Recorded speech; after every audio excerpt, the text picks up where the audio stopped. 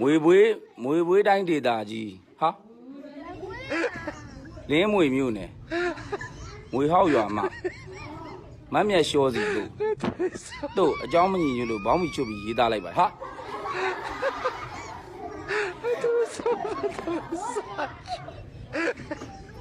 ခေါင်းနဲ့တစ်ဆက်သေးပါ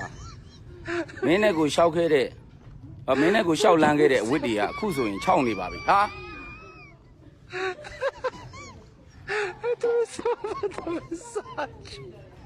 ဘာတော့အင်ကြီးမီးတော့အရင်လိုကိုနဲ့မင်းပြန်ပေါင်းနိုင်ဖို့ကလေကောင်းချင်းဆန်တွေကဈေးတက်နေပြီဟာ